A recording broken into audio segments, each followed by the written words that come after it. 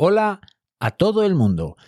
Para las personas que escuchen este episodio del podcast al poco de ser publicado, en pleno invierno, y os voy a ser absolutamente transparente, mientras escribía el guión de este capítulo, podía ver la nieve en los tejados y los árboles cercanos a mi hogar. La cuestión es que el tema del que quiero hablaros os sonará lejano y casi exótico, pero en realidad no hace tanto ni falta demasiado para que nos podamos ver afectadas y afectados por esto, ya que en esta ocasión de lo que os quiero hablar es de calor. Comenzamos.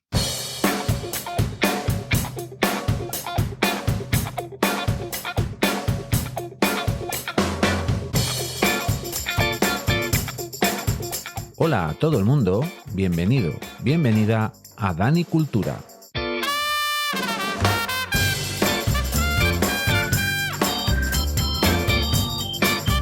El podcast que, con una visión permacultural, va a tratar diferentes temas que seguro que te van a interesar.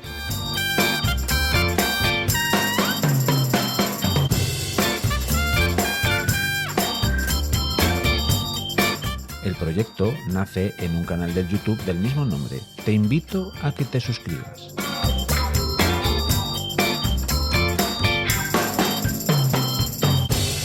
Espero que estéis muy a gusto y vamos allá.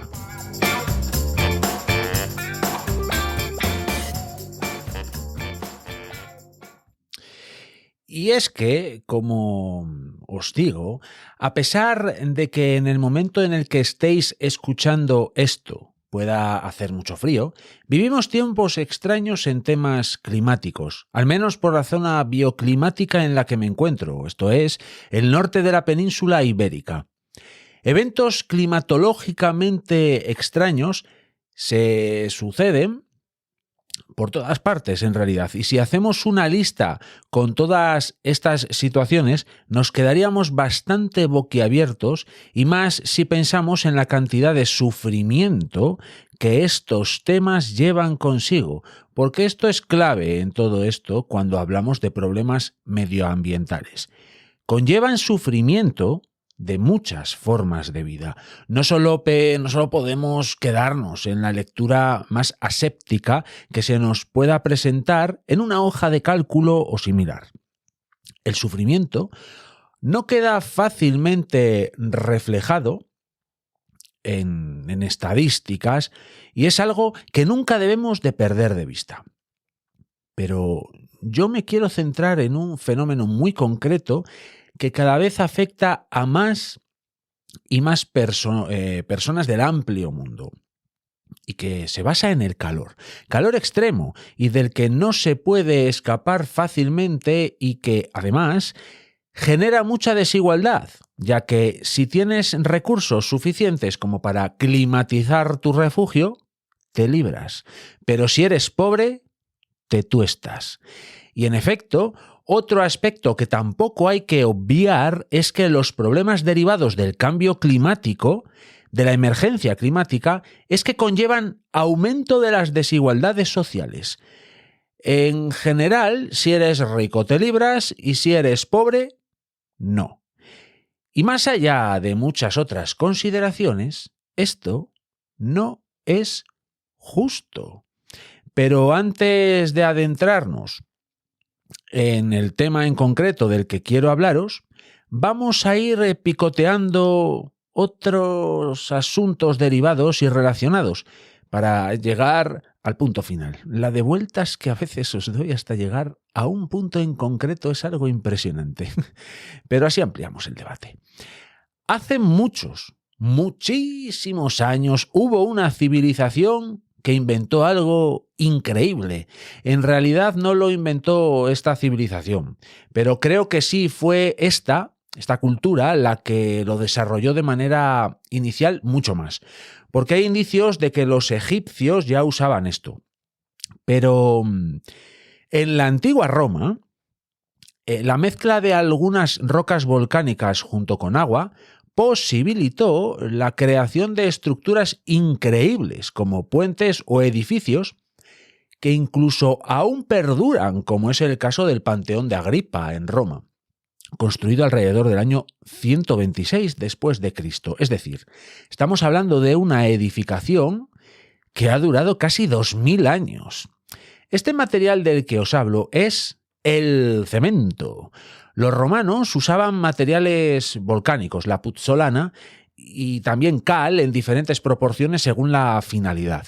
Este material era capaz de fraguar incluso bajo el agua, lo cual era muy útil de cara a hacer puentes, por ejemplo. Y también eran capaces de dar forma a esta masa y, con ayuda de un encofrado, crear, por así decirlo, rocas a su antojo. Ni que decir tiene que el cemento romano era muchísimo más resistente que el moderno, que surgió en 1824 de la mano de Joseph Aspdin, posteriormente perfeccionado por Isaac Johnson en 1845. Y este cemento moderno es el resultado de diferentes mezclas de roca caliza y arcillas calentadas a muy alta temperatura. El hecho es que a partir de la invención, o mejor dicho, abaratamiento del cemento, se dio el campanazo de salida para un hecho importante y crucial, muy relevante en el tema de este episodio. Se arrancó la construcción a gran escala, y cuando os digo a gran escala, es a gran escala. Hubo más factores que tuvieron lugar para hablar de lo siguiente que quiero tratar, como por ejemplo la revolución industrial o la aparición, también a gran escala, de los combustibles fósiles, lo cual, esto de los combustibles fósiles es crucial, ya que nuestras sociedades modernas no se entienden sin estos combustibles fósiles y, por supuesto, mejor que estén a buen precio, porque si no también se derrumba el castillo de naipes. Pero el hecho es que a partir de la década de 1830, la población humana, que se había mantenido estable durante siglos en cuanto al porcentaje de personas que vivían en ciudades y el campo, ¿no? Pero el hecho es que en torno al 7% de personas vivían en ciudades durante mucho tiempo. Ese porcentaje se mantuvo estable durante siglos. Tan fundamental en esta escalada de población urbana fue el tema del cemento como el auge de los combustibles fósiles. Y como veremos más adelante, todo esto es una pescadilla que se muerde la cola o como mejor dicho también podríamos decir, un cepo en el que hemos caído, y que cuanto más tiras para liberarte de la trampa, más se te clava. El caso es que a partir de la década de 1830, como digo, ese porcentaje de personas que vivían en las ciudades, que se mantenía estable en un 7%, comenzó a subir de manera exponencial, hasta llegar al año 2008, año en el cual la población urbana alcanzó el 50%, y actualmente más del 56% de la población mundial vive en ciudades. Pero en países como Canadá, México, Estados Unidos o Brasil, este porcentaje supera con creces el 80%. Estos datos son fácilmente localizables, por ejemplo, en la web ourworldindata.org. ¿Por qué antes os hablaba del cemento? De esa especie de roca artificial creada por el ser humano a gran escala y elemento sin el cual las ciudades no podrían entenderse. Pues os hablaba de ello porque si la mayor parte de la población mundial vive en ciudades, eso significa que la mayor parte de la población mundial vive en entornos rodeados de cemento, además de acero, asfalto y vidrio. Esto es decir que vivimos o vive esa población en ambientes desnaturalizados que pueden convertirse en, y de hecho son, verdaderas trampas en las que la mayor parte de la población mundial ya vive a día de hoy. ¿Y por qué digo que son verdaderas trampas estas ciudades? Podría tocar varios aspectos que van desde la proliferación de enfermedades debido a la superpoblación, pasando por las desigualdades sociales, muy acusadas en estos ambientes, sin olvidarnos de la polución que se acumula en estos lugares urbanos y sin desdeñar los posibles problemas de suministros energéticos o de recursos de primera necesidad como agua y alimentos. En realidad, si lo pensáis bien, las ciudades son elementos voraces de energía, recursos, suministros, mano de obra, etcétera, etcétera y etcétera.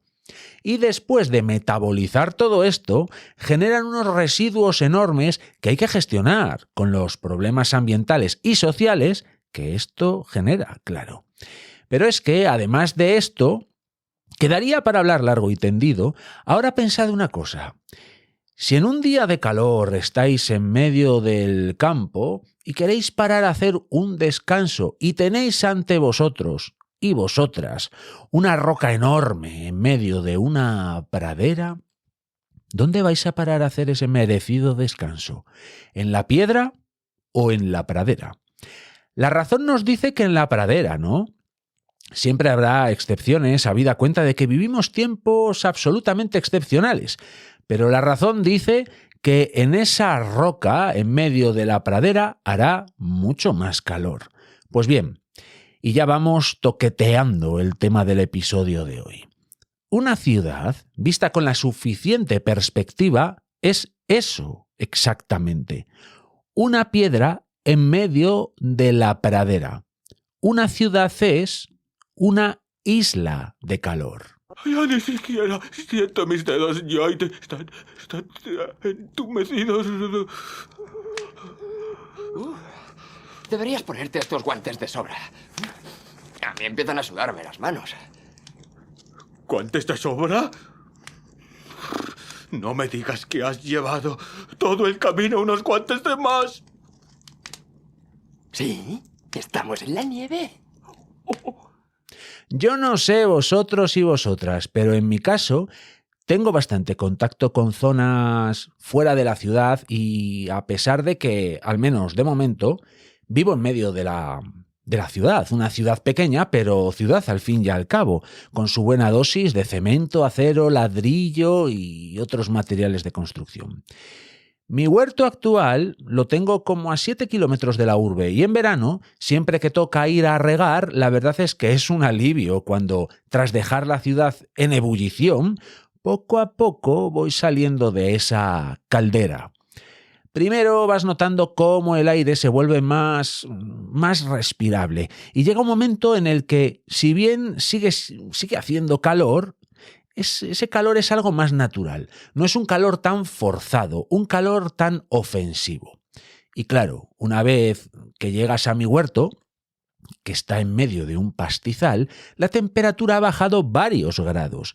Ya no existe este fenómeno de la isla de calor tan propio de nuestros tiempos y de nuestras ciudades.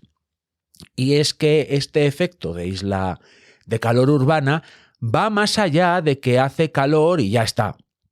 Que haga calor es el resultado, sí, pero tiene varias derivadas que van desde problemas de salud, pasando por problemas para la fauna urbana, que también existe, que también la hay, sin olvidarnos nunca de gastos energéticos tremendos que a su vez crean desigualdades sociales que, cual pescadilla que se muerde la cola, generan también problemas de salud y vuelta a empezar. Así que, como veis, o al menos eso es lo que espero que lo veáis, esto es un problema con muchas aristas más allá del calor que hace.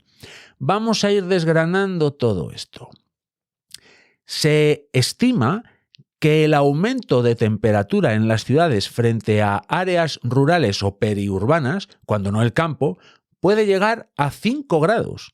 5 grados es la diferencia que va de decir que hace calor a decir que me encuentro mal por el calor que hace, si no tienes la suerte de tener acceso a una buena climatización por la razón que sea.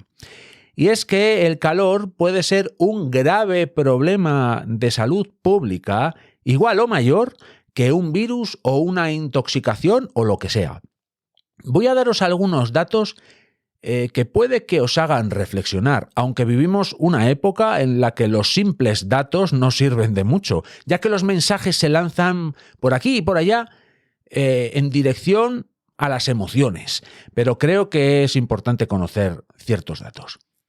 En el año 2023, en toda Europa, por causas achacables al calor, murieron 47.690 personas.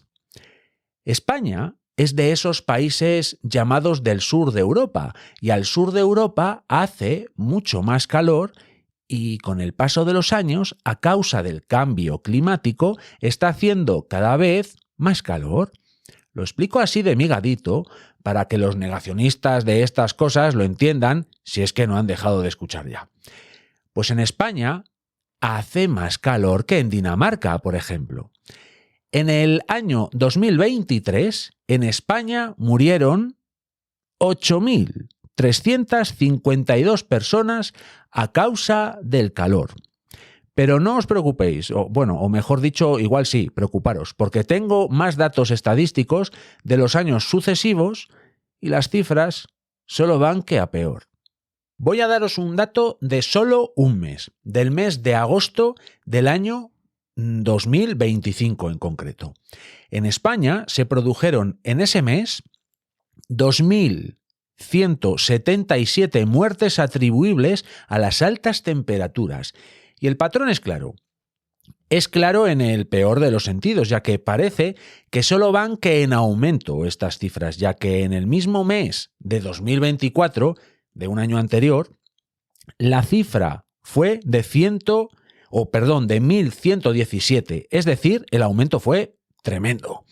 Y claro, esto me da a mí para reflexionar y espero que me acompañéis en este análisis más grueso que voy a hacer.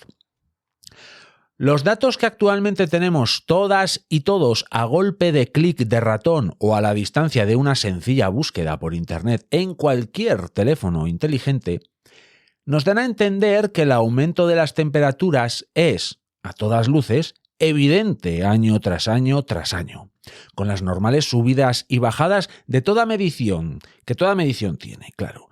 Pero a 10 años vista, el aumento es notorio.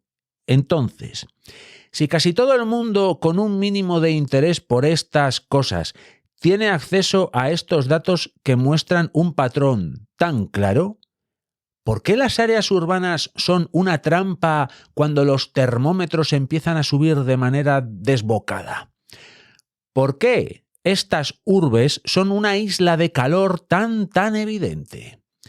¿Por qué muchas y muchos de los responsables de diseñar ambientes urbanos no intentan ponerle remedio a esto?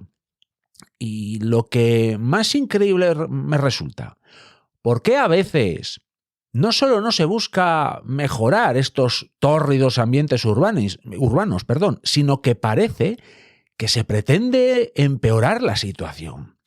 ¿Por qué los espacios públicos, nuestras calles, plazas y jardines a veces son poco agradables y parece que nos pretenden meter en refugios climáticos privados en forma de centros comerciales? Son tan solo algunas preguntas que se me van ocurriendo mientras pienso en todo esto, pero lo mejor es que vayáis a dar un paseo y observéis cómo están diseñados estos espacios públicos que, evidentemente, no estoy asegurando que todos y cada uno de ellos estén pensados para convertirse en asadores. No estoy diciendo eso. No estoy diciendo esto, pero sí digo, porque así me lo demuestran los hechos de la observación de mi entorno, que muchos de los espacios urbanos que deberían de ser lugares en los que las personas tuviesen un confort suficiente, sin embargo, parece que están pensados para todo lo contrario. Plazas en las que no hay ni una fuente. Había árboles grandes y se han talado para, en el mejor de los casos, plantar unos ejemplares pequeños y que nadie cuida, por lo que suelen secarse. Y en el peor de los casos, ni siquiera se ponen árboles. Por no hablar de que en esas plazas renovadas o de nueva construcción, la opción nunca es tierra o hierba, siempre son losetas, cuando no asfalto u hormigón. Un ambiente para nada agradable en ningún caso, y menos en verano con olas de calor cada vez más frecuentes y cada vez más duras. Otro ejemplo suele ser ver las calles o avenidas en las que los bancos se sitúan en lugares trepidantes, mirando el paso de los vehículos en muchos casos, acto lleno de riesgos para la salud, por supuesto. Estamos en las mismas que en el caso anterior con el tema de los árboles, de las zonas verdes ni hablamos, por no hablar del material de los propios bancos, de los propios asientos, muchas veces de metal o materiales plásticos que no aceptan un par de nalgas en plena ola de calor sin el riesgo de quedar marcados como el ganado, a fuego. Podría seguir poniendo ejemplos, porque se me ocurren muchos, y seguro que vosotros y vosotras estáis pensando en muchos otros que se dan en vuestros territorios, pero me gustaría profundizar más en el concepto, la idea, la circunstancia de las islas de calor. ¡Lo conseguí! ¡Lo conseguí! ¡Fuego! ¡Esto es! ¡Arde! ¡Vamos! ¡The screw! Ya sabéis que aquí en Danicultura todo se mira con la lente de las éticas permaculturales, ya sabéis, cuidado del planeta, cuidado de las personas y un reparto justo. La permacultura lo preside todo en este proyecto que ya arrancó hace algunos años. ¿Cómo pasa el tiempo? Os comento esto porque si una cosa destaca en la permacultura es que es un proceso de diseño de sistemas humanos. Esta es la definición más concreta de lo que la permacultura es y a mí me gusta bastante. Fácil y sencilla. Como proceso que, como digo, hay varias fases sobre las que he hablado en repetidas ocasiones. Observación, análisis, diseño e implementación. Estas son las 4 fases del diseño permacultural. Pues bien, algo que siempre hay que tener muy en cuenta a la hora de emprender este proceso de diseño permacultural es la existencia o no de microclimas, que podemos incluso entender como la presencia de alguna corriente política o social muy concreta que pueda influir de alguna manera al diseño que tuviésemos entre manos. Pero, centrándonos en lo que más evidentemente son los microclimas, esas diferencias en cuanto a temperatura, humedad, insolación, influencia de los vientos, etcétera, que convierten a un punto muy concreto de un territorio en una especie de rara avis en relación con las condiciones más generales de una zona, ¿qué es sino un área urbana? Las ciudades son quizás un claro paradigma de lo que un microclima es.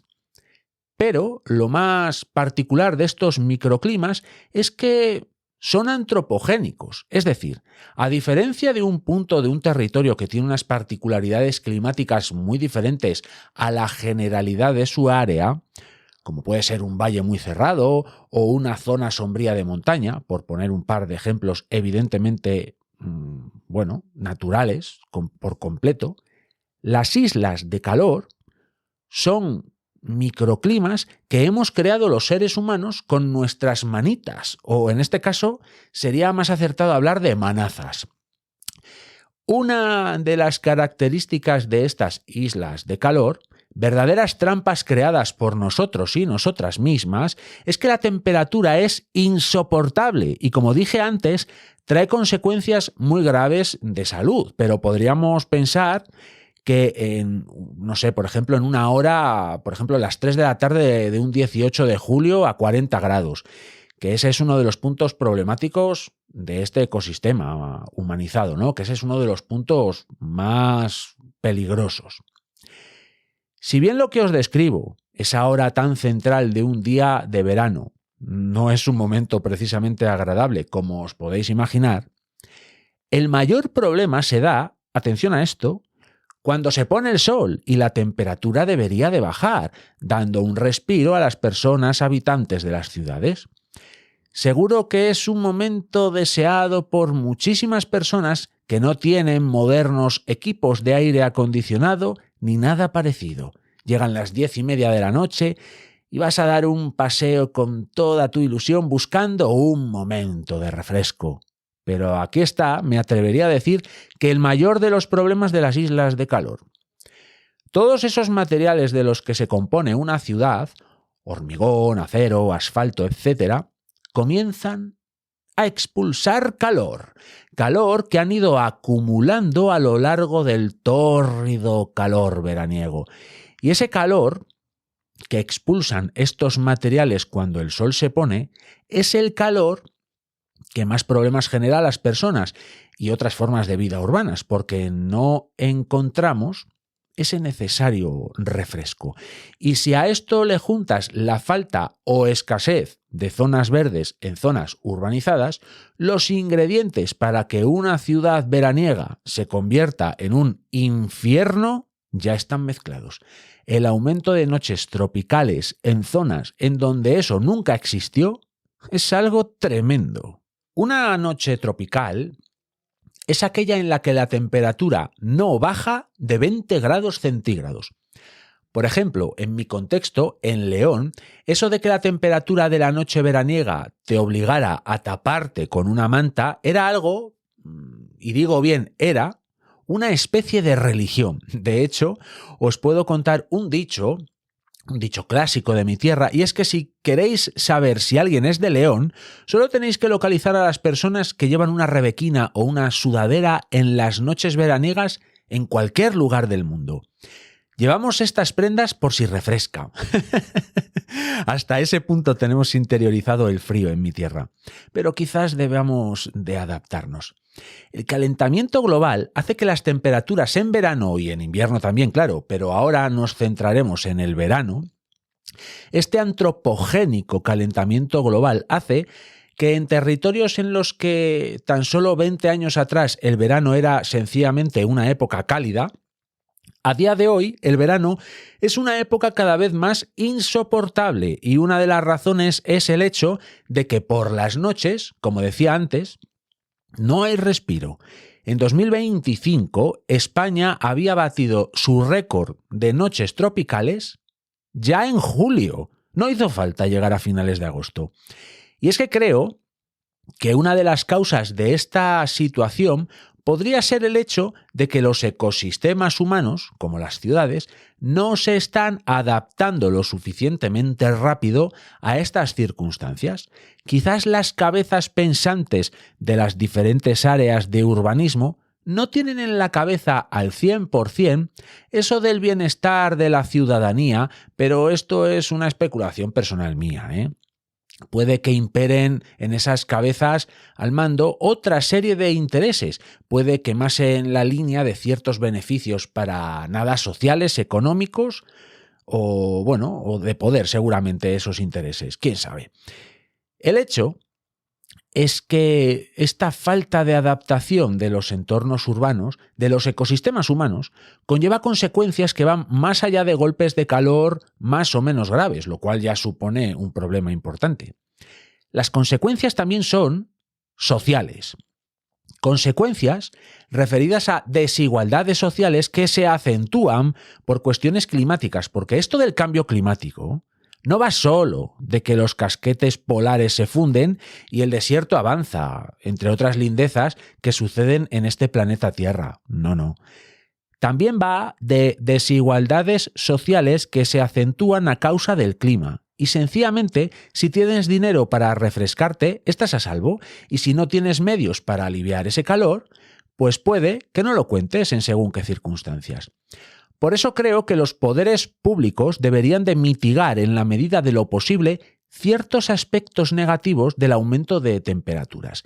Ya sabéis, los y las más habituales a este espacio, que yo creo mucho en el poder de lo pequeño, en que pequeñas acciones pueden suponer un gran cambio, y si pensamos en estas islas de calor urbanas, hay un montón de medidas a nivel local que podrían cambiar muchísimo las circunstancias negativas y mejorar mucho la vida de la gente. Y estas medidas pequeñas las tienen que llevar a cabo los poderes públicos y también nosotros y nosotras en la medida de nuestras posibilidades.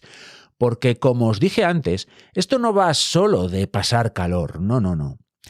Esto también va de desigualdades sociales y una sociedad justa es una sociedad en la que cada vez haya menos desigualdades sociales. Y si lo veis con perspectiva, esto de lo que os estoy hablando, además, es pura permacultura, ya que la visión de todos estos posibles proyectos a nivel local de cara a mitigar las peores consecuencias del aumento de temperaturas, consecuencias de este cambio climático antropogénico en el que estamos metidos y metidas, esa visión debería de estar presidida por el cuidado del planeta, el cuidado de las personas y el reparto justo. Como podéis comprobar, la permacultura va más allá de un sistema de manejo hortícola como muchas personas creen. La permacultura es un sistema que podría cambiar el mundo y cambiarlo a mejor. Creo que las ciudades, para escapar de este efecto de islas de calor que tan negativo resulta ser a tantos niveles, debería de implementar algún tipo de tecnología novedosa para que los ambientes urbanos fuesen más habitables y más teniendo en cuenta que las condiciones del aumento de temperaturas en los próximos años, lo más probable es que empeoren, claro. ¿Qué tecnología podría haber que diese sombra en verano, dejase pasar la luz en invierno, te pusieses debajo y te diese fresco? No sé, voy a pensar. Llegar a 20 metros de altura como este falso plátano le concede grandes ventajas. Le permite superar a sus vecinos obteniendo así toda la luz solar que necesita y le permite desplegar una enorme superficie de hojas y absorber a través de sus poros el dióxido de carbono del aire. ¡Ah, claro! ¡Árboles, naturaleza! Pues claro, hombre. La solución ya está ahí y no es difícil de implementar. La cuestión, como en tantas y tantas ocasiones, no es poder, es querer, y parece que a veces no queremos. Y en muchas ciudades le hemos declarado la guerra a los árboles y en general al sentido común. Para todos y todas las que hayáis llegado hasta este punto del episodio, daros las gracias de corazón. Y además, quiero rematar el capítulo con un rayo de luz y esperanza, porque os puedo asegurar que los hay. Y aquí, en Danicultura, me tenéis a mí, que soy, a pesar de los pesares, un creyente de las personas. ¿Por qué? Porque hay pruebas por todos lados que si queremos, lo sabemos hacer muy, pero que muy bien, y podemos generar un impacto muy positivo sobre el medio natural a pesar de lo que a priori se pueda pensar. Yo prefiero creer en las personas y arriesgarme a la decepción que, por contra, de antemano pensar que, por defecto, las personas somos poco más que basura. De verdad que no creo eso. ¿Y qué mecanismo podemos implementar los seres humanos para mejorar nuestros ecosistemas urbanos, nuestros entornos humanizados? Hay un mecanismo que no tiene fallo. Como antes decía, la clave no es poder. Lo nuclear del asunto es querer. Y ese mecanismo es la renaturalización. ¿Qué es esto de la renaturalización? Es un proceso que busca devolver a los ecosistemas su capacidad para autorregularse, restaurando los elementos naturales que han sido alterados por la intervención humana. Es decir, vendría a ser el intentar que la naturaleza volviese a tomar el control sobre zonas degradadas por los humanos, ya que a la vista está que el control de según qué zonas en manos humanas no está precisamente así, en buenas manos. La aplicación de esto de la renaturalización en las ciudades no solo alivia el efecto de isla de calor, no solo eso. También mejora la calidad del aire y, que no se nos olvide tampoco, crea en medio de las urbes espacios estéticamente más bonitos, más agradables y lugares en los que nos pueda apetecer pasar más tiempo. Sería la recuperación de espacios públicos que han sido degradados y que son de todos y son de todas. Lugares en los que no hace falta gastar dinero para estar. Lugares en los que las conversaciones pueden surgir. Pueden fluir relaciones entre vecinas y vecinos que de otra manera no ocurren. Mejorar las condiciones ambientales de las ciudades mejora las condiciones sociales.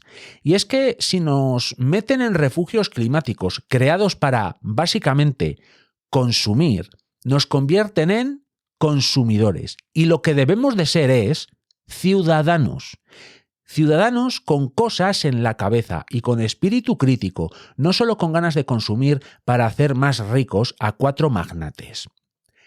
Pero puede que penséis que esto o que os propongo es algo utópico o algo que solo se da en algunas ciudades a modo de experimento, o quizás podáis pensar que esto es algo que sucede en lugares muy alejados. Bueno, pues os voy a poner varios ejemplos que os darán un patrón. Ocurre más de lo que parece, ocurre por todo el mundo y parece ser que lleva ocurriendo más tiempo del que parece. Como digo, no es cuestión de poder, porque poder se puede, es cuestión de querer. Los ejemplos son Singapur, Madrid, Vitoria y Medellín, aunque hay muchos más, ¿eh? ¿Qué está pasando en Singapur? Pues esta ciudad-estado lleva décadas, y digo bien, décadas, llevando a cabo proyectos para entrevetar la naturaleza dentro de su territorio.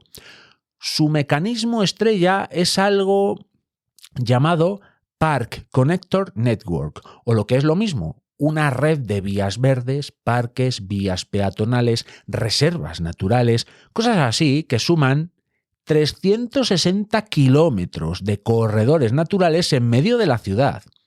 Su plan es convertirse para el año 2030 en lo que dan en llamar la ciudad de la naturaleza. Y esto ya lo aporto yo, si es que no lo son ya.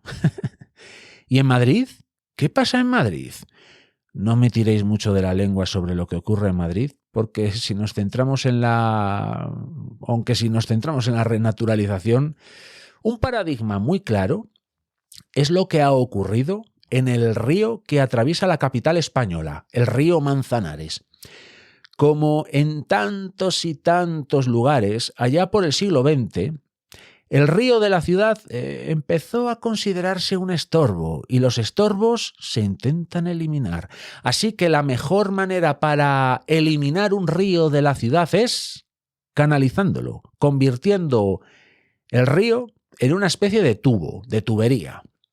Esto se llevó a cabo en 2 periodos. El primero tuvo lugar entre los años 1914 y 1925 y el segundo entre los años 1948 y 1962. Si a esto de convertir el Manzanares en un tubo, si a esto le sumáis la M30, ese cinturón automovilístico madrileño, pues tenemos que el río Manzanares se convirtió en un cauce muerto e infecto. Pero incluso en lugares en los que la sombra se extiende, hay momentos en los que la luz aparece, y en 2016 se empezó a renaturalizar el río. Se eliminaron azudes, esas pequeñas presas en medio de los ríos que frenan el avance de las especies fluviales. Se construyeron islotes en medio del río, se aportó tierra vegetal en las riberas y se plantaron especies vegetales de ribera. ¿Y qué ocurrió? Pues que la vida siempre se abre camino. Y si le ayudas un poquitín, entonces eso es como dar el aviso a todas las especies de ese ecosistema en concreto. Empezaron a aparecer aves migratorias, peces, todo tipo de especies silvestres, que sería impensable pensar en ellas antes de ese año 2016. Además, el entorno del Manzanares ahora es un lugar agradable en el que poder pasear o lo que sea. Ahora lo comparamos, si queréis, con la Puerta del Sol, el kilómetro cero de España, que es el lugar, bueno, pues podríamos decir, más parecido a la luna que hay en el centro de una capital de provincia o de país. No hay ni una brizna de hierba y en el que se han gastado millones de euros para hacer esa obra que atenta contra el sentido común, contra la naturaleza y contra las personas. Eso sí, tiendas de grandes cadenas de ventas de diferentes artículos, hay las que queráis. ¿Y en Vitoria? ¿Qué ocurre en Vitoria-Gasteiz? Bueno, pues resulta que en esta preciosa ciudad del País Vasco, en 2015, se inició un proyecto piloto centrado en lo que dieron en llamar la infraestructura verde urbana. Y el proyecto duraría 4 años. En este plan se invirtieron unos fondos públicos, pero no penséis en millones y millones de euros, no. Que sería interesante buscar lo que costó esa obra en la Puerta del Sol de Madrid. Aquí no se gastaron millones de euros. Os voy a dar el dato concreto, pero concreto al céntimo, Se gastaron 452.351 euros con 40 céntimos. Esto fue lo que costó este ambicioso proyecto urbano. Los objetivos del plan eran mejorar la funcionalidad ecológica y ambiental, solucionar la problemática ocasionada por la existencia de parcelas pues vacías, llenas de suciedad y que generan una fragmentación urbanística mediante su conversión en elementos de infraestructura verde. Disminuir, este es otro de los objetivos, los costes de gestión y mantenimiento de las zonas verdes, aplicando soluciones basadas en la naturaleza. Otro de los objetivos era crear un sistema interconectado de espacios verdes y parcelas vacantes en el barrio de La Cúa y promover su conectividad con el resto del sistema de infraestructuras verdes de Vitoria, que ya de por sí es bastante grande. Y mirad las soluciones que implementaron en este proyecto. Atención, que van unos cuantos datos, pero vais a alucinar.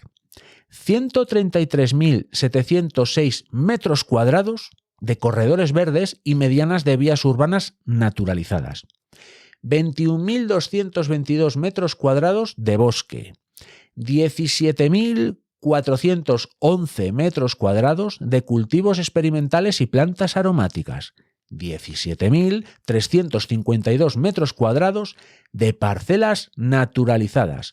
11.910 metros cuadrados de praderas arbustivas y de flor. Y 7.000 metros cuadrados de huertos urbanos. Estos números son demasiados para como para asumirlos así a priori, pero la idea es que llenaron de plantas y de naturaleza la ciudad. Y los amigos colombianos de Medellín, ¿qué trucos basados en la naturaleza han usado? Pues resulta que Medellín era una ciudad dura y gris, en la que imperaban esos materiales urbanos por antonomasia: hormigón, asfalto, acero, cosas de esas. Además, Medellín es una ciudad que creció muy rápido y de manera desordenada. Pasó de tener 300.000 habitantes, allá por el año 1950, a contar a principios del siglo XXI con 2,3 millones de habitantes. Si el efecto isla de calor es acusado en ciudades de España, incluso del norte de la península, imaginad cómo puede ser este efecto en una ciudad como Medellín, que rara vez baja de 15 grados. Así que en el año 2015, esta ciudad colombiana decidió cambiar de rumbo y alejarse de la isla de calor. Decidieron bajar la temperatura de la ciudad. ¿Y cómo lo conseguirían? Evidentemente, renaturalizando este entorno humanizado. El método fue crear 30 corredores biológicos a través de las principales calles y vías fluviales de Medellín, plantando 2,5 millones de plantas y 880.000 árboles, todo especies autóctonas, claro. ¿Y qué ocurrió? Pues que empezaron a llegar animales, aves e insectos y además lograron bajar la temperatura media de las zonas afectadas por esta renaturalización en 2 grados. ¿Os dais cuenta de lo salvaje de esta bajada de temperatura media? Es algo impresionante. Y la conclusión es clara, bajo mi punto de vista, claro. Dejar que la naturaleza tome el control no solo no es un problema, sino que es una ventaja y una gran ayuda. Y también quiero que saquemos la conclusión de que sí podemos hacer las cosas en la buena dirección. Vaya si podemos. La cuestión es querer. Y es que muchos de los problemas que llegan asociados como consecuencia del cambio climático son sociales.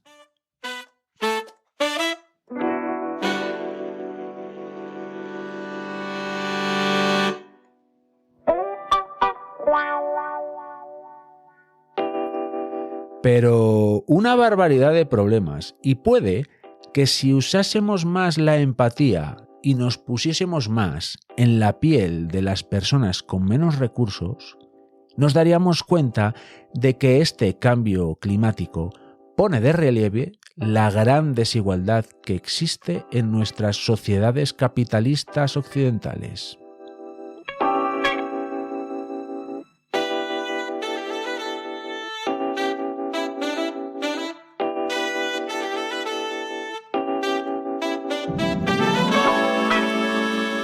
Y es que, en mi opinión, es algo que no nos podemos permitir si nuestras éticas son el cuidado del planeta, el cuidado de las personas y un reparto justo.